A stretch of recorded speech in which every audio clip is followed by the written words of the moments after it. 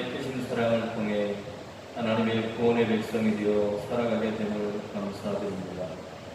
하나님을 경외하며 신실하게 믿음으로 행하는 사람을 은혜로 구원해 주십니다.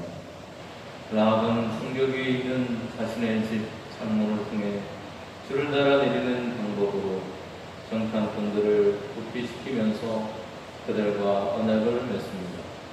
하나님이 여리고를 이스라엘 백성에게 주실 때 정탐꾼들의 말대로 그녀가 창문에 붉은 줄을 메고 가족과 함께 집에 머물러 있습니다. 그때까지 정탐꾼들의 일을 비밀로 지키기로 한 것입니다. 라합은 여리고성이 함락되는 순간까지 모든 언약 조건을 지키므로 자신뿐 아니라 온 가족을 구원합니다. 구원받기 위해 6월절에 이스라엘 백성이 어린 양 피를 문설주에 바른 집안에 있어야 했던 것처럼 라합도 붉은 줄을 매단 집안에 있어야 했습니다. 이처럼 우리도 그리스도의 보혈이라는 생명줄을 의지하고 그리스도 안에 있어야 구원받을 수 있음을 믿습니다. 원수가 우리의 마음과 상황을 공격하며 우리를 무너뜨리려 할 때 하나님만을 의지하며 나아가게 하옵소서. 오늘의 삶 속에서 최선을 다해 믿음의 길을 선택하게 하옵소서. 믿음의 길로 나아가는 저희의 모든 것을 책임져 주시는 하나님을 체험하게 하옵소서. 코로나가 재확산되고 있습니다. 사랑하는 성도님들의 가정과 건강을 지켜주옵소서. 방역하는 이들에게 지혜와 명철을 주시고 모두가 합력하여 지혜롭게 대처하게 하옵소서. 앞으로 있을 청소년들의 수련회를 하나님 인도해 주시고 수련회를 통해 하나님을 더 알아가게 하옵소서. 예수님의 이름으로 기도드립니다. 아멘.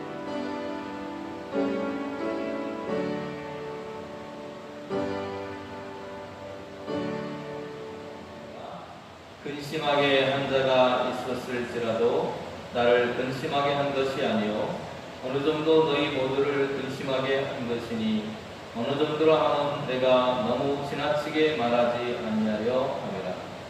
이러한 사람은 많은 사람에게서 벌받는 것이 마땅하도다.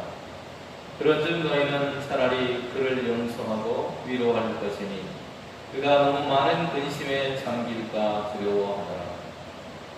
그러므로 너희를 권하노니 사랑을 그들에게 나타내라. 너희가 범사에 순종하는지 그 증거를 알고자 하여 내가 이것을 너희에게 썼노라. 너희가 무슨 일에든지 그분을 용서하면 나도 그리하고 내가 만일 용서한 일이 있으면 용서한 그것은 너희를 위하여 그리스도 앞에서 한 것이니 이는 우리로 사탄에게 속지 않게 하려 함이라. 우리는 그 계책을 알지 못하는 바가 아니로다. 누군가를 용서한다라고 하는 것은 어려운 일인 것 같습니다. 그러나 우리가 인생을 한 걸음 더 앞으로 나아가기 위해서 반드시 해야 할 것은 용서하는 일입니다. 교회 공동체에서도 공동체가 온전하게 성장하기 위해서 이 용서라는 것은 필요한 것이라고 할 수 있습니다. 이 자리에 있는 우리 모두가 죄인된 삶, 잘못을 저지른 인생이었지만 하나님의 용서, 예수 그리스도의 십자가를 통해서 주음같이 붉은 죄가 희어진 삶이 되어졌습니다. 지난주 우리가 나누었던 말씀처럼 바울은 누군가를 정죄하는 것조차도 사랑의 마음으로 해야 한다라고 하는 이야기를 들려주고 있다는 것입니다. 오늘 바울은 근심하게 하는 자에 대한 이야기를 하는데요. 바울이 받은 공격은 부도덕한 어떤 행위 때문이 아니었습니다. 오히려 바울 자신과 사도적인 권위에 대한 인신공격에 가까운 것들이었습니다. 오늘 본문에 나오는 근심하게 하는 자라고 하는 그런 표현이 나오는데요. 콜린 크루즈라고 하는 분이 쓴 그 글을 보면 바울이 고린도 전서를 통해서 근친상간한 사람들을 그들을 징계하라고 명했습니다. 편지에 권고를 했어요. 그런데 당시에 고린도의 성도들이 그 근친상간한 사람들을 정죄하지 않고 그대로 내버려 두었다는 것입니다. 그 당사자가 징계도 받지 않고 회개도 하지 않은 모습을 보고 직접 바울이 그 일을 해결하기 위해서 고린도에 가게 됩니다. 그런데 바울이 왔다고 그 모든 것들이 다 해결될 수는 없겠죠. 그래서 오히려 바울의 사도적인 권위에 대해서 사람들이 배척하는 그런 상황을 접하게 됩니다. 그래서 바울은 어쩔 수 없이 에베소로 돌아가게 됩니다. 그리고 또다시 편지를 통해서 자신을 공격했던 사람들을 징계하라고 요구를 합니다. 그리고 이제 두 번째 그렇게 간곡한 편지를 보냈을 때 그것이 실행이 되어서 그 사람들이 징계를 받게 되었습니다.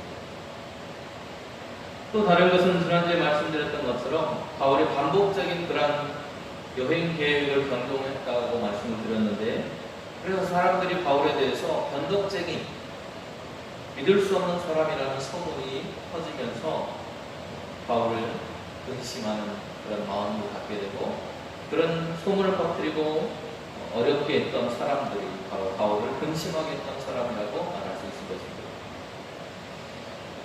그런데 지난주에 말씀드린 것처럼 바울은 사랑의 목자입니다.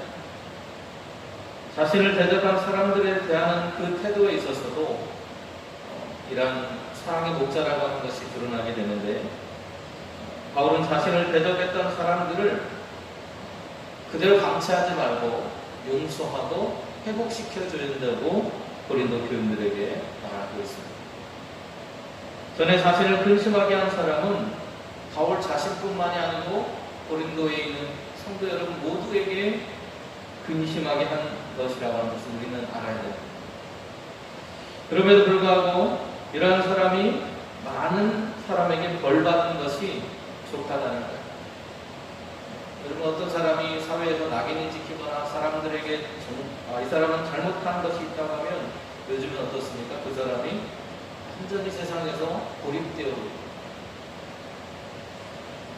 그런데 오늘 바울이 간곡한 편지를 통해서 교회가 덮어두고 사랑하는 것이 아니라 그들이 자신들의 문제를 회개할 수 있도록, 그 사람 스스로가 문제를 인식하고 회개할 수 있도록 도와줘야 된다고 호소했습니다. 그리고 그 사람들이 그러한 모습을 통해서 자기의 죄를 깨닫고 회개했다는 것. 때로는 징계를 통해서 자신의 문제와 잘못을 인식하도록 우리는 도와줘야 합니다. 그래야만 내가 무슨 잘못을 했고 어떻게 변화되어야 된다는 걸 알게 되죠. 그리고 그것에 대한 징계를 마쳤다면, 그리고 그가 돌이켰다면 교회는 그를 용서하는 것도 알아야 된다는 것입니다. 용서를 통해서 그도 믿음 안에서 역시 한 형제 자매라고 하는 사실을 우리는 기억해야 한다는 것입니다. 바울은 근심하게 한 자가 그 징계로 말미암아서 너무 많은 근심에 잠기면 안 된다고 말하고 있습니다. 교회는 회개하는 사람에게 사랑을 확인시켜줄 수 있는 곳이어야 됩니다.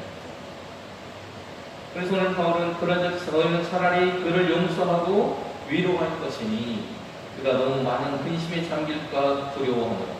그러므로 너희를 권하노니 사랑을 그들에게 나타내라고 7절과 8절에서 이야기하고 있습니다. 교회 징계의 근간은 그리스도의 사랑의 바탕을 두고 있어야 되는 것입니다. 교회는 그가 잘못을 인식하고 회개할 수 있도록 그를 때로는 징계하는 것이 필요합니다. 그러나 우리의 목표가 징계여서는 안 된다. 우리의 목표는 그가 죄를 깨닫고 돌아오는 것, 그래서 공동체에서 다시 그들과 함께 어우러질 수 있는 것까지여야 됩니다. 그가 공동체의 일원이라고 하는 사실을 믿지 않도록 하는 일이 바로 용서와 포용하는 자세라고 바울은 말하고 있습니다. 아이들이 잘 보는 동화책이 있는데요. 빅토르 위고라고 하는 사람이 쓴 레미제라블, 우리말로 하면 장발장이라고 하는 제목으로 아이들이 읽는 동화책이 있습니다. 그 책에 보면 이 장발장이라고 하는 사람은 조카들의 배고픔을 달래주기 위해서 빵 한 조각을 훔치게 되는데요. 그 빵 한 조각을 훔친 죄값을 몇 년을 치렀냐? 감옥에서 19년이라고 하는 시간을 보냈습니다. 그는 범죄자로서 19년 동안의 죄값을 치렀습니다. 그리고 그가 사회로 돌아왔어요. 그런데 세상은 아무도 이 장발장이라고 하는 사람을 받아주지 않았습니다. 그 어느 것도 음식을 먹는 것도 쉴 것도 제공해주지 않았습니다. 이에 분노한 장발장이 그에게 숙식을 제공해준 성당, 그를 받아준 곳이 딱 한 곳 있었는데 그 마을에 있는 성당의 신부님이 그를 받아줬습니다. 그런데 이미 그의 마음에는 뭐가 가득해요? 세상에 자신을 배척했다는 미움의 그런 마음이 가득합니다. 그래서 그 성당의 신부님과 그 성당이 자기를 대접해주고 공경해줬음에도 불구하고 자기를 대접해줬던 응접시와 은스푼을 훔쳐서 도망가게 됩니다. 그때 그를 도와줬던 분이 미리엘이라고 하는 그런 신부인데 이 신부가 도둑이 아니고 경찰에 잡혀온 그 장발장을 이 사람이 도둑이 맞냐고 훔쳐간 것이 맞냐고 물어보니까 그 사람은 도둑이 아니고 그 접시와 숟가락은 제가 선물한 겁니다. 그리고 은초 때도 내가 줬는데 이 사람이 놓고 갔네요 라고 하면서 이 장발장이라는 사람을 사랑으로 감싸주었습니다. 그 사건 이후로 이 장발장이라는 사람은 과거를 청산하게 됩니다. 그리고 어떻게 하면 사람들을 도울 수 있을지를 생각하고 온 힘을 다해서 성실한 사람으로 살았습니다.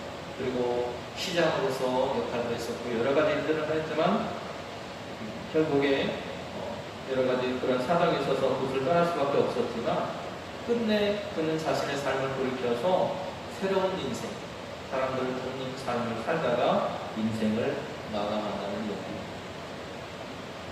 모두가 무관심하고 냉대했던 그를 용납하고 받아준 한 사람, 바로 그 미리엘이라고 하는 그 신부의 한 사람을 통해서 그의 인생이 변화될 수 있었습니다. 우리는 용서받은 공동체로서 하나님의 사랑을 받은 사람으로서 우리의 믿음의 형제들을 죄로부터 경계해 주어야 할 의무를 가지고 있습니다. 그러나 그를 죄로부터 경계해야 하는 것으로 끝나서는 안 되고 오늘 그러한 징계까지도 사랑의 원리를 통해서 행해져야 한다는 것을 기억하고 결국 그들을 우리의 마음으로 품을 수 있는 그리스도의 사랑으로 품을 수 있는 공동체가 되어야 한다고 바울은 말하고 있습니다. 우리가 교회에서 행하는 권징의 목적은 징벌하는 것에 있지 않습니다. 그 사람이 믿음 안에서 바로 세워지게 하는 데 있습니다. 그래서 권징을 통해서 문제가 해결된 후에는 사랑을 통해서 그들이 공동체의 일원이라고 하는 사실을 깨닫게 됩니다. 그래서 오늘 바울이 말하고 있는 용서라고 하는 것의 다른 이름은 무엇이냐? 바로 사랑이라고 하는 것입니다. 고린도 성도들이 그를 용서하면서 바울도 사도의 권위를 가지고 용서할 수 있습니다. 용서와 연합을 파괴하는 것은 사탄의 계략이라고 본문은 이야기합니다. 용서는 사탄의 악한 계략을 파하는 일이고 그리스도의 마음으로 사는 일입니다. 사단으로 하여금 교회의 한 지체를 영구에 빼앗고 도덕적인 실패를 악용해서 범죄한 사람으로 타락하게 만들고 그로 인해서 교회로부터 소득을 얻지 못하도록 사단은 항상 우리를 괴롭힙니다. 우리는 교회 지체의 죄를 방치하거나 가볍게 여겨서는 안 됩니다. 그들이 죄를 짓고 오늘 그가 가지고 있는 죄의 그런 모습이 보여진다면 우리는 반드시 그를 향해서 돌아설 수 있도록 이야기해 줘야 합니다. 그러나 교회와 하나님의 이름의 명예를 위해서 우리가 그렇게 하는 것이지 그를 징계하는 것에 목적이 있지 않다는 것을 기억해야 합니다. 그들이 회복되기를 원하는 마음으로, 사랑의 마음으로, 기도하는 마음으로 그렇게 해야 한다는 사실을 기억합니다.